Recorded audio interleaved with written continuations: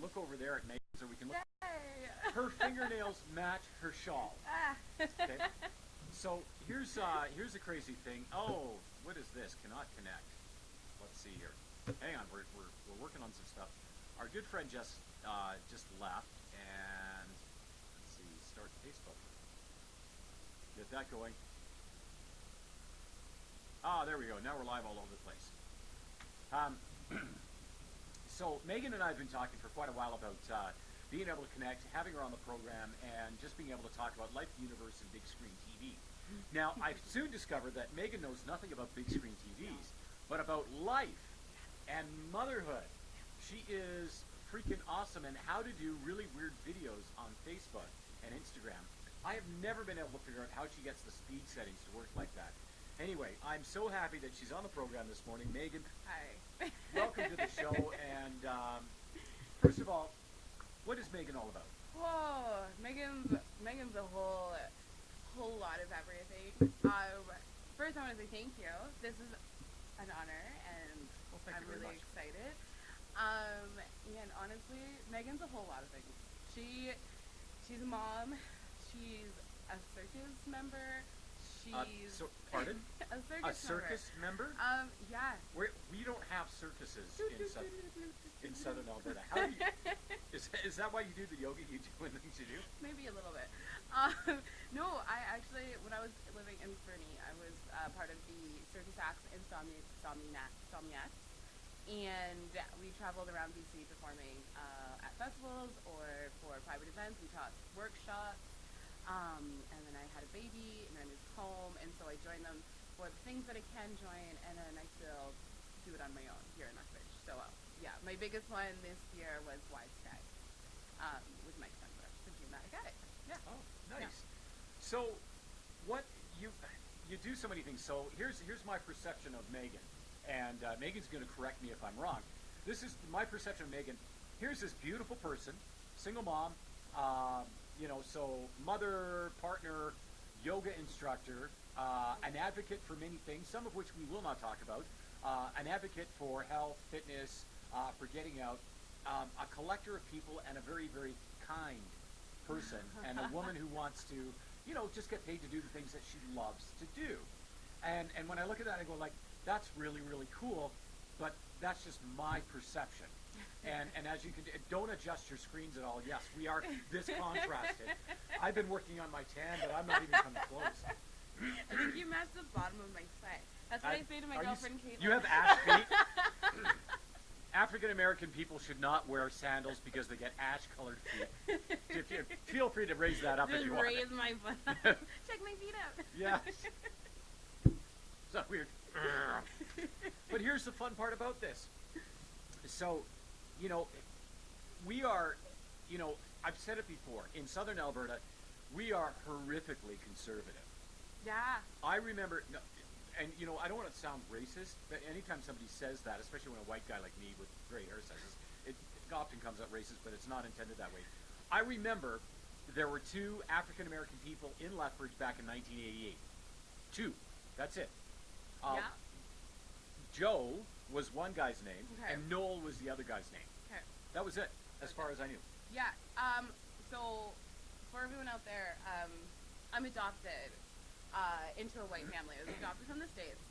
And same with my older brother, who's not related to me at all.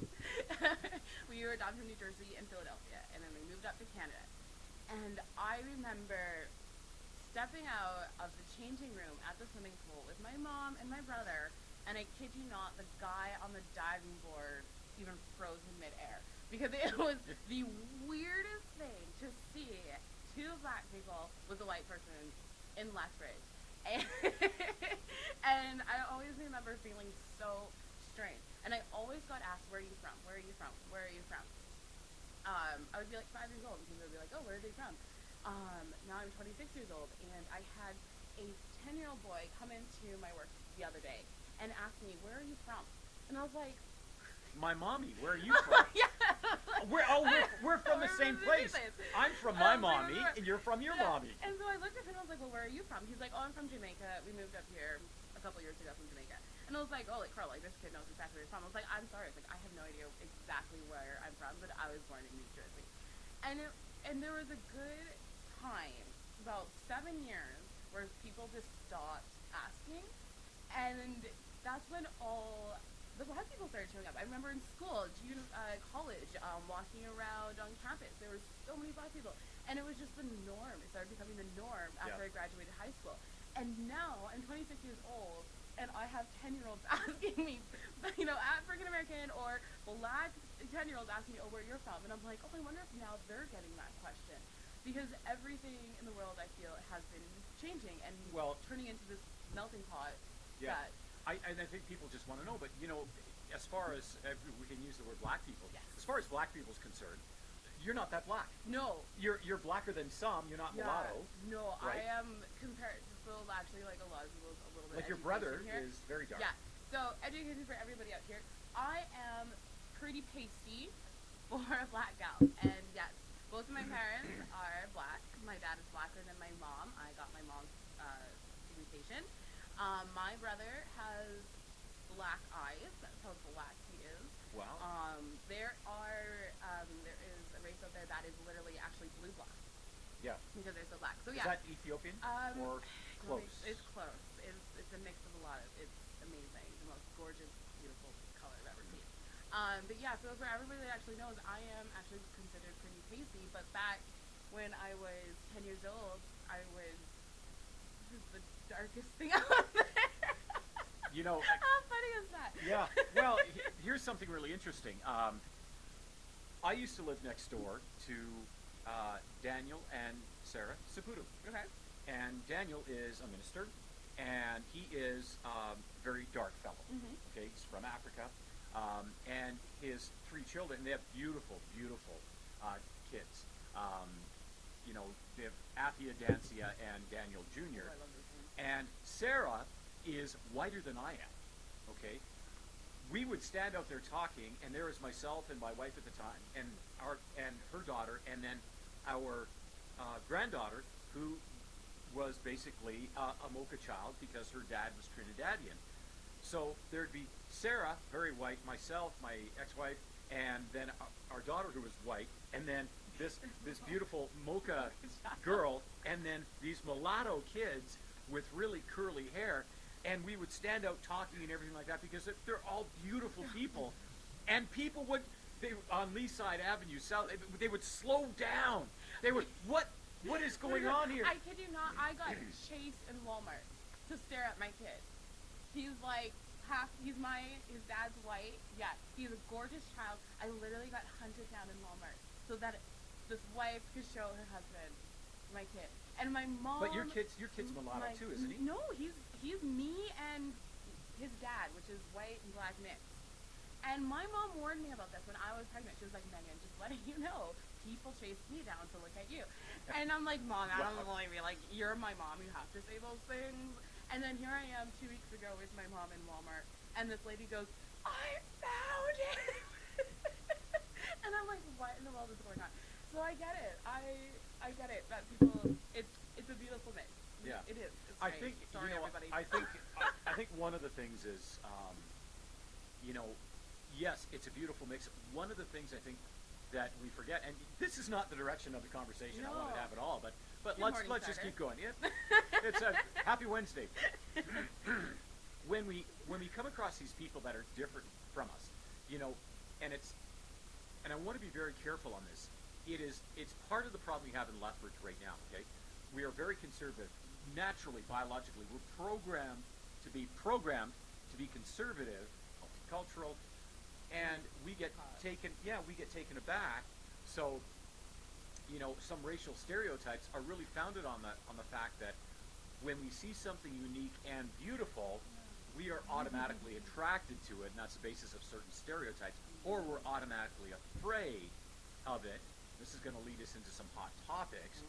But that said, if we were to look at that, where would you be with that? Are you comfortable in your own skin now at 26 years of age with the the comments, and what do you feel for your son? Do you have to prepare your son for different things? Because I know of certain young people who are of a different ethnicity, and they get bullied all the time in school. Yeah, you know, James, as much as this is such a hot topic, I'm really glad that we're having this topic because it aligns so much with what I stand for and what I do today. Yeah, so I had a very hard time growing up in such a white dominant community, and Like, what do you mean? What do you mean hard? hard. Like, So are you saying that people actively discriminated against you, or it was negative tension, or So what? it was a bit of both. It was a mixture of both. My mom, bless her heart, she worked so hard and tried so hard to make sure that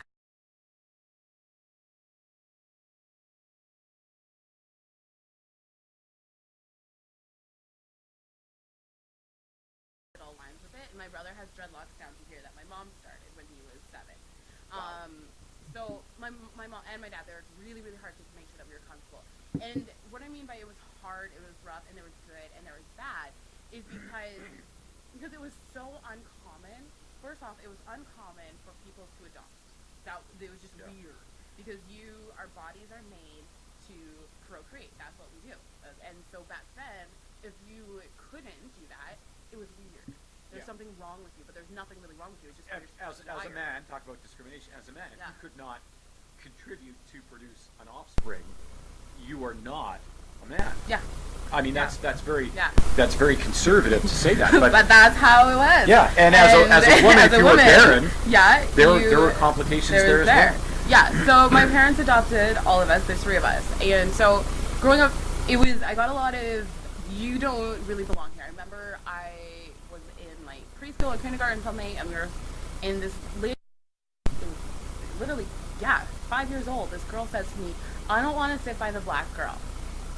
I cried so hard. That was the first time I've ever felt any sort of, issue towards it. And so therefore, and then right then and there, my mom was like, "Hey, I'm homeschooling all of you."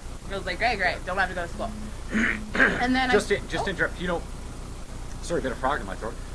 Do you know how hard it is to actually, honestly, this is hard, how hard it is to raise a child to be racist by the time they're 5? Oh, that's ridiculous. Yeah. Now, when I was a child, and so I'll be 52 this year, in Brantford, Ontario, okay, there was a study that was going around, and they made mention of this in our school, because in Brantford, at the time, it was we had a very cosmopolitan school. It was conservative. It was Roman Catholic. It was Resurrection Elementary. That's how conservative. Resurrection Elementary. Wow. For those of you with a Roman Catholic background. That's amazing. Now, here's the thing. They had the kindergarten students all draw pictures of their teachers and kids in the class. Now, we had a lot of African American teachers, and we had a lot of African American kids in the school. The kids drew the pictures. Everybody was white or pink. Everybody. There were no, they didn't draw people because the kids didn't recognize the difference. Yeah, I'm a human, you're a human, I'm going to draw you. Yeah. And the skin color doesn't matter at all. You're going to be blue. Yeah, 'Cause I like it doesn't matter. But so here are these kids back then who didn't recognize the difference, and yet somebody has raised their child to say, "Ooh, black, I don't want to sit next to you." Why?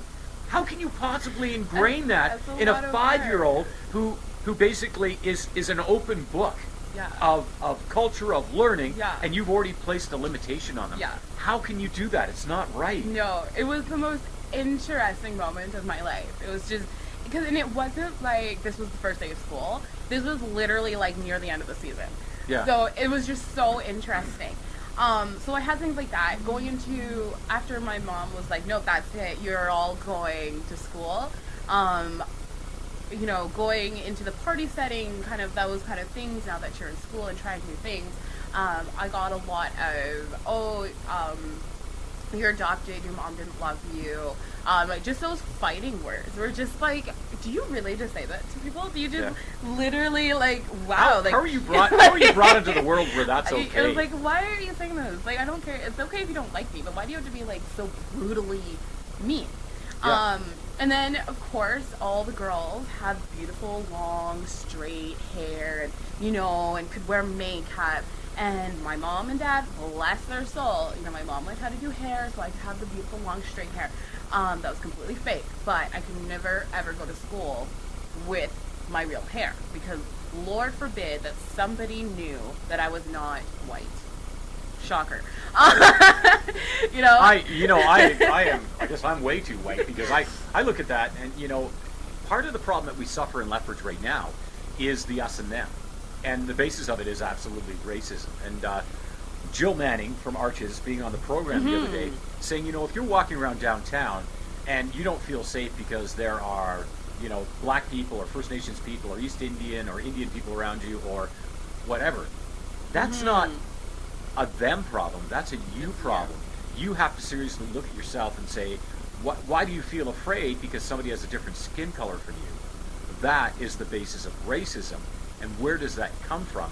Well, it's like the song says, I got it from my mama, right? If you're that way, right, yeah, you're the opposite of that. Something back over there in your own household, growing up, whatever set that root, you know, to not, when you should just walk down the street. Just walk down the street. It's okay, just walk down the street. I think, you know, honestly, you know, people can complain about it. And you've got the Somalian refugees, we have the Syrian refugees, and, you know, there are some problems indicative with, you know, the vetting program that we have and things like that. There are good and bad people everywhere. But whether you're good or bad is never based on your skin color. It's got nothing to do with it. Just because you're this or that, right? Because let me tell you, there are plenty of white people who are assholes.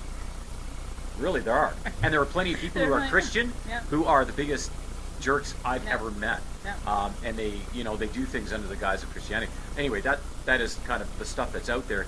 It begins with mom and dad, the home. The home. So, as a single mom, what have you learned and what do you share with your bright little sunshine? My bright little child of fall in love. Yeah, so, right, growing up and all of that, and now my hair is short, and I used to have crazy dreadlocks down here. The most beautiful thing, I'm just going to go back to what was the good thing that came out of it.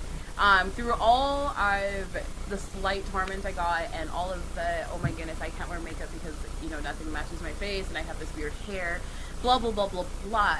In all of that, I became a really strong individual. And I knew that if I was ever going to have a child, this was before I even knew I was pregnant, before I moved off to Fernie, I wanted them to grow up and love exactly who they are because their skin tone, their hair, the fact that they can wear makeup or not wear makeup does not really identify who they are. Yeah, it doesn't define them. It's like that is what, yes, that is your skin tone, but that's not you, you know. And growing up too, there are a lot of people put the fact that, oh, if you're black, you're, you know, a drug dealer or whatever. And I was like, no, I'm actually not. You know, we were talking about this morning though. Like you're, I loved what you said because I mean, obviously you're a very beautiful woman, and I say that as a statement of fact in my eyes to me. Well, no, that's truth to me. It's not a fact. Well, maybe we'll call it a fact. You're a beautiful woman. Thank you. So many beautiful people, but you're coming to the studio this morning, and what do you have to deal with? Yo, Yeah, let me holler at you, girl. Jersey James, yeah. Let me holler at you, girl. Oh my goodness, and it's not just natives or white, it's black, it's everybody. They say let me holler at you. Do that accent again. Yo, let me holler at you, girl. Like, I'm sorry, but we live in Lethbridge and people don't really talk like that here. First off, when did holler at you became a pickup line? And I'm like, dude, we're so glad you're so confident that you think, hey, let me holler at you, and you're gonna go like, oh, I'm swooning, I'm swooning. Oh my gosh. This is the day I'm prepared for this. No. But how insane? But is that's a black culture thing? It's a very black culture thing. But how does that even work? I don't know. Just letting you know. What was your response? No. And there's one more thing. Wait for it. Pull up your pants and then we can talk. This is the thing, you know, fashions change a lot. We talk about social hypnosis and things like that, but that's where fashion trends come from. Where people go like, this is the way you need to be. If you're a black person, you have to dress this way. If you're First Nations or, in a gang, you have to dress this way. If you're white, you dress like me. Whatever. I'm quite happy in a thong or my super shorty shorts, as in my golf shirt. Yeah. And my daughter hates that, by the way. I think it's epic. I have to. I really. A lot of times at the house, I'm very casual, but she'll have friends over, and she's like, "Dad, change. You're a dad." But like, how old is she though? 18. Yeah. See, I did that same thing with my dad. Like, my dad is like the dad of all dads. Tucked in shirt and the running shoes and stuff. When I was 18, I'd be like, oh, my dad's wearing like the old school Levi's that come up to here and stuff. And Oh I was yeah, like, nice. Dad.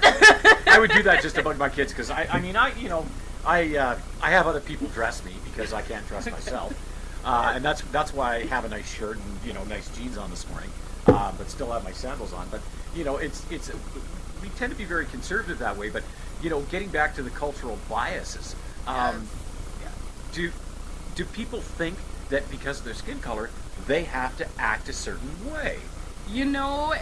It's hard to say in this day and age. It really is, because if you just saw me walking down the street on any given day, I have so many different outfits. Yeah. Today, I am a gypsy mom. I have a crop top on. I pinned up my skirt a little bit to make it go into a mermaid style. I've got this hat on. I've got all my jewels on. But you can see me tomorrow, and I could be wearing Lululemon head to toe. And the funny thing is, like, you're a very athletic woman. And you come in this morning and you've got your old lady shawl on. My blanket. It's funny because here's this woman dressed very beautifully, and the first thing she walks in, she's got her shawl over top, and she lets it just hang down, and her midriff is showing, and I'm like, one of these things is not like the other. You have the perfect combination of gypsy trend with the hat, and then you have the old lady shawl. I love my old lady shawl. This thing is literally like a blanket. I love it.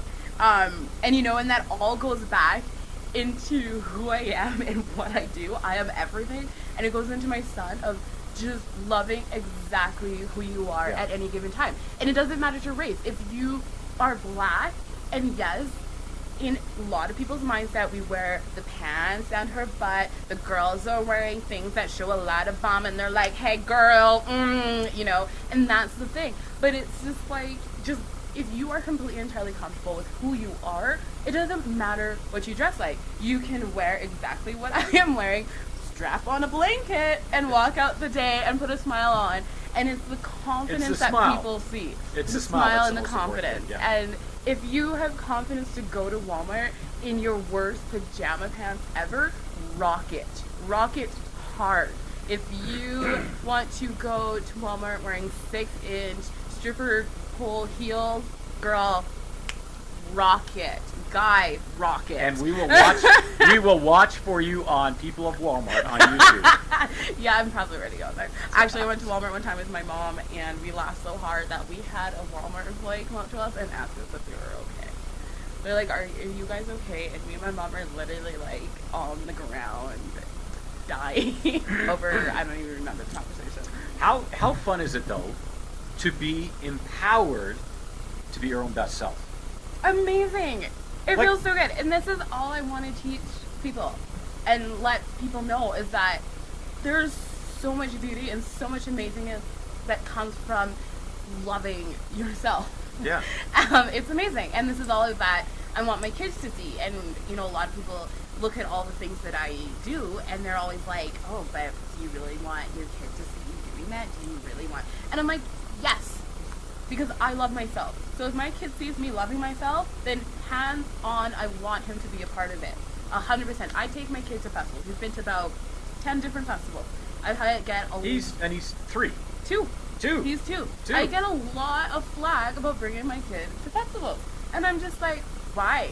He's the next generation. He is the person that is going to keep everything that we love going. So I'm going to bring him. Why not?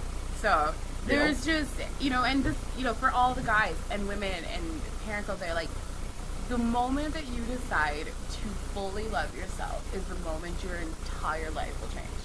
Yeah. your entire life, and it's the most beautiful, crazy, hard moment ever. I cried for 2 hours last night sitting at my work desk because Wow. there's just so much emotion, so much love going on. There's so much stuff happening in my life that is just making me feel so good that that was like the only way that I could like let it out, and then I just went to bed and it was fine. And that's just also the lines of how empowered I feel, and it's not egotistical. I'm not going, Yeah. I'm the greatest thing ever since sliced bread. No. Since 1928? Yeah, no. It's Yeah. not true. It's this like there's all these things happening in my life, and this confidence that I have is rooted or coming from that or rooted from that and Yeah. coming from that. And it's not an ego thing. So it's just like love yourself. It's okay. And I feel the world today is trying to it's really split. Some of it's trying you to get you to not love yourself and getting you to conform to all these different things. And then there's some of the world is going, yes, girl, go, boy. And then there's a lot of us, especially parents, that are stuck in this middle of, do I fully love myself and do what I need to do for me, and so that I can teach my kid to fully love themselves, or do I conform to that little teeny tiny box that a lot of the world is? And like you said, that's a lot of kind of what Lethbridge is.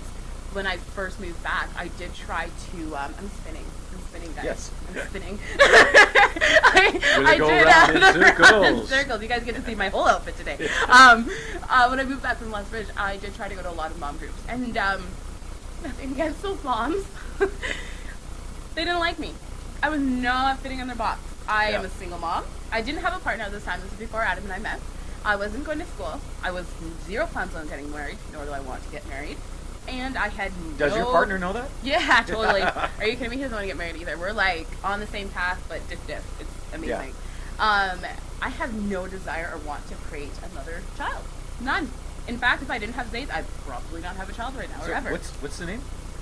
His name is Shane Lamar, hyphenated together. But You realize that's Shane Lamar. yes. That is such an African American name. Yes. Oh my gosh. And then his Oh. middle name is Jackson, so I'm really like all winning on that one. And so what do you call him?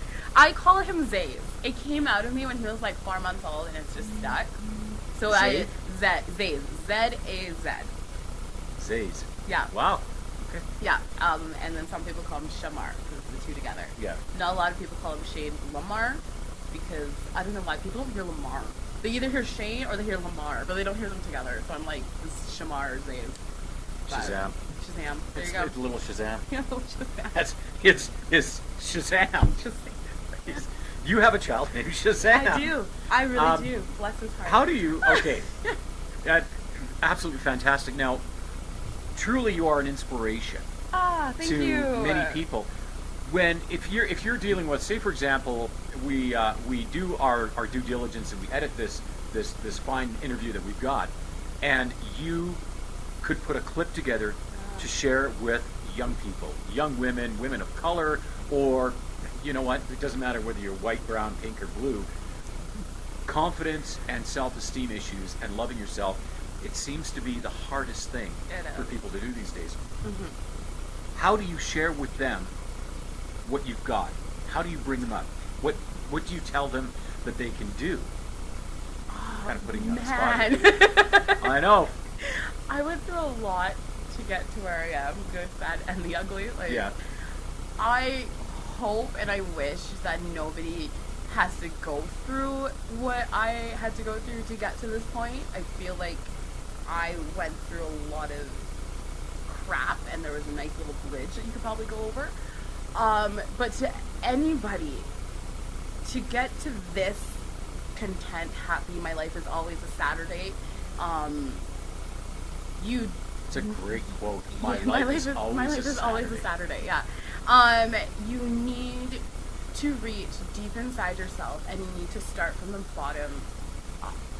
You need to go all the way back to when you were 4 in your first memory and ask yourself, was I safe, was I secure, and was I happy?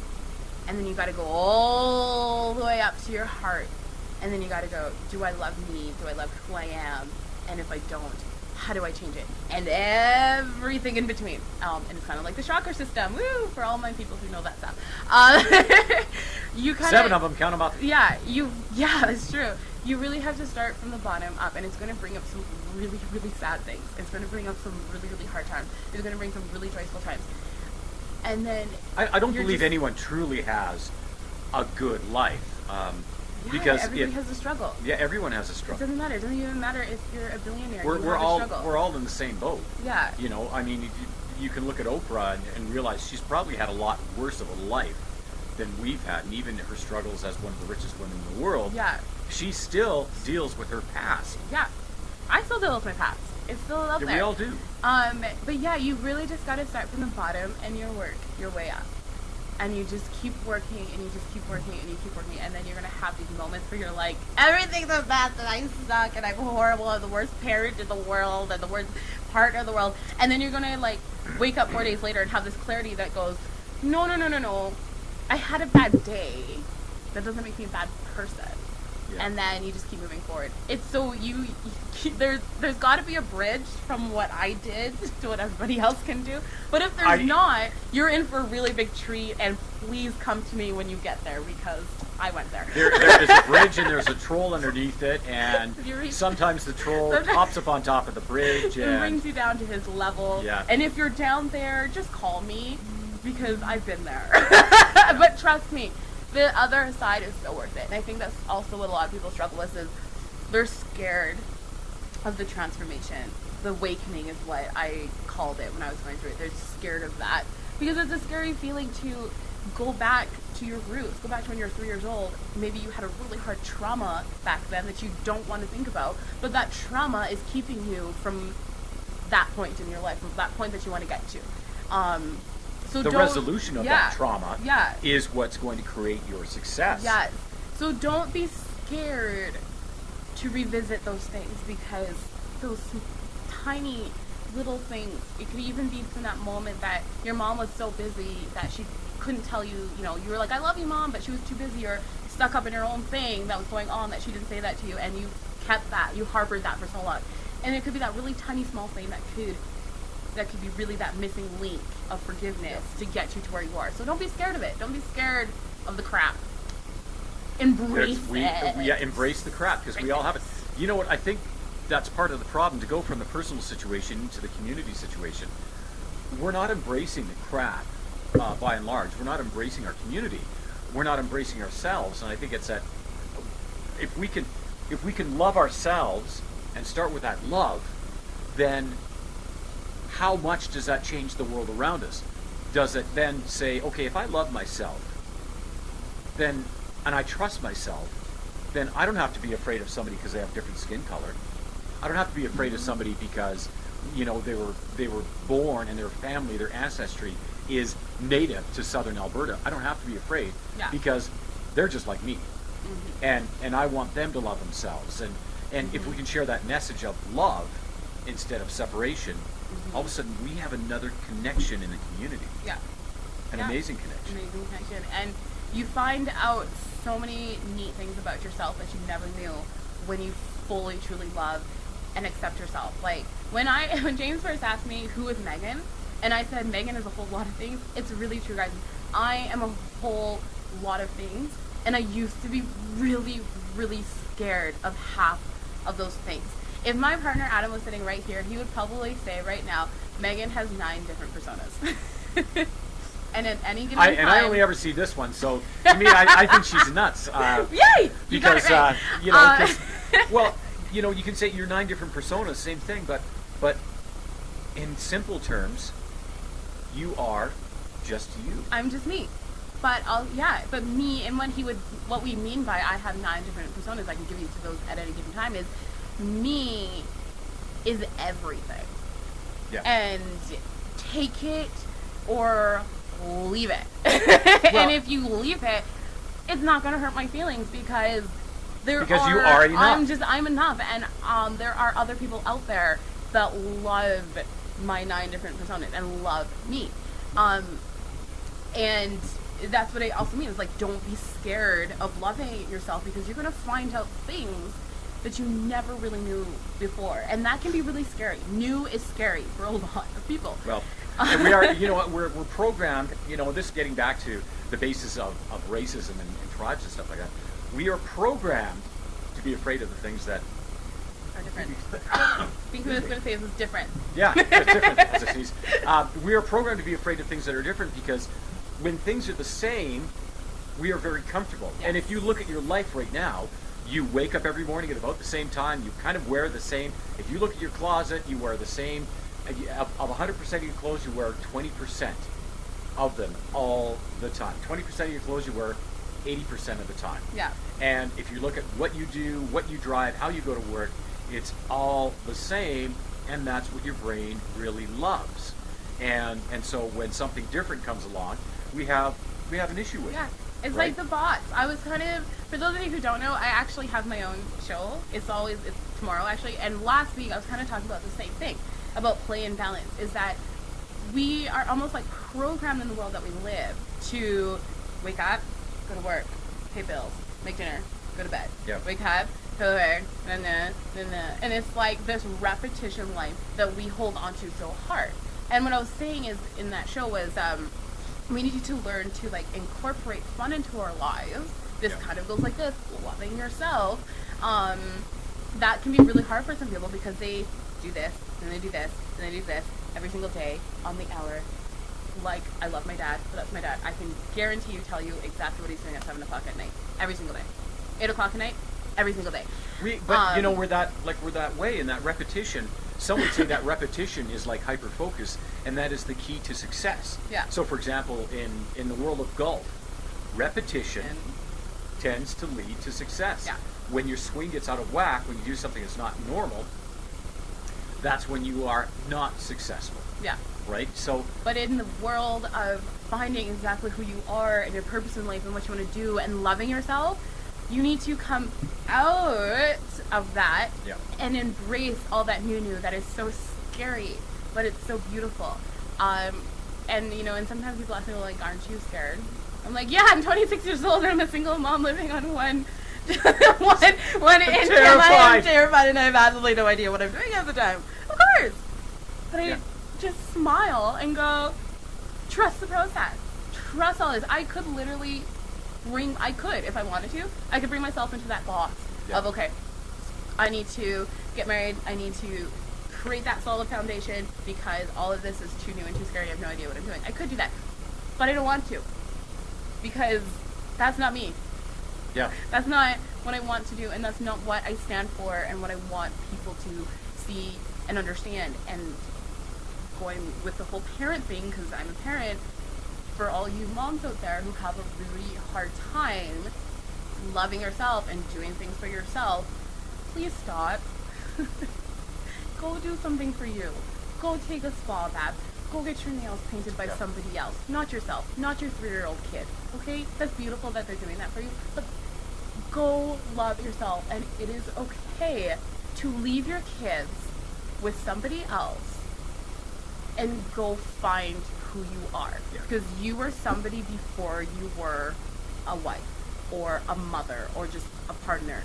You were somebody. Go recreate that person Yeah. and have a life of your own. And if that drives you to do entrepreneurship like what I'm doing right now with my life, live on it and go with it.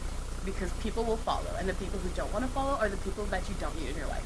And that might really suck. You might lose a lot of people in your life, but were those people really worth having in your life anyways? Yeah. Those people could be the people that are drawing you back and going, no, you don't need to do that. And you're like, but I really love bath bombs and I want to make them for people. You know? Go make them for people. I know people that do that too, and actually they're really really good at it. But you know, there's the thing, right? You can't be everyone. You can't be everything to everyone because then you're not really anything to anyone. You're just a chameleon. Then you're not true to yourself. Mm-hmm. You know, one of the best pieces of advice that I was ever given as a speaker is don't be everybody's speaker. Be yourself. Do the things you're passionate Yes. about, right? And speak to this group, because if you're everybody's speaker, then you're nobody's speaker because you're not engaging enough. You're not Yeah. specific enough. You can't solve a specific problem by focusing on every problem. Yeah. right? Same thing. Some exciting presentations coming up. We can't solve the problems that we've got, racism and everything like that, in Lethbridge by trying to be everything. What we should do is just be our best self, Exactly. and that's where you really shine. Yeah. And where I have, because I do a lot of things, and just so you know, I'm writing a book with my partner, and I write articles for other companies. I have my own show on here. Yeah. And you're a yoga instructor too, aren't you? Yeah, I teach dance, fitness, health, and yoga. I do fitness and nutrition health because I do so much. My one thing with everything that I do is just to speak to one person. Out of any one person that is listening, that is the person that is going to go, aha, okay, that's me. That's Yeah. how that hit me. Yep. I could, and then that person's going to come to you, and that's really all you need. It's like you need to just take whatever you're loving and direct it in the mindset of, I just want this to reach one person. If I say this as always at the end of my show, or talking to anybody, if I have touched one person out of the millions of people who can log in anywhere around the world, then I know I did my job. Yeah. And I don't need to know what that person did. That person, I'm not going, hey, that person. Yeah, I need your validation. I need your Please validation. help me Did out. I help you? Did I make you feel better? If you want to, great. But I know that one person is listening to me. If I'm changing their life, that makes me feel good.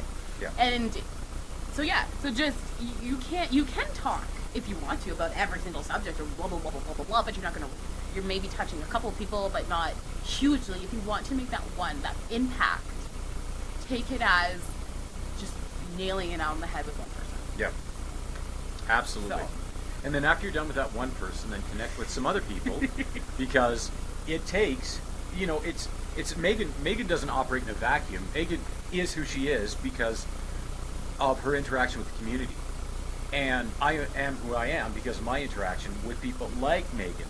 We're not operating in a void. We need to connect. And I mean, having Megan come on the show and let the show be as wonderfully dynamic as it has been. We weren't going to talk about this. So this show's been about racism and about being your best self. That's what the show's become, right? It has. It's been fantastic. We have to explore this a little bit more, I think. Remember, get connected because there are people like myself and wonderful people like Megan out there who maybe they have a light that they can shine on your life so that you can see it from a different perspective. And it'll just brighten up your day. We're always stronger as a community than as a bunch of individuals. We need to get connected. And we need a community of individuals who love themselves and accept themselves. That truly is where the strength of the community is going to be. Exactly. Megan, thank you very much for coming. Thank you. That was amazing. Thank you so much. And to everybody out there who's listening, go do something today that you just love. And don't worry about others not accepting it. Don't worry about what they're going to think of you. Don't worry about what they think about your kid and you doing it. If you love it, go do it. Just go do it. Just go do it. Go do it. Absolutely. All right, Mornings with James continues. You guys have an amazing day. Bye for now.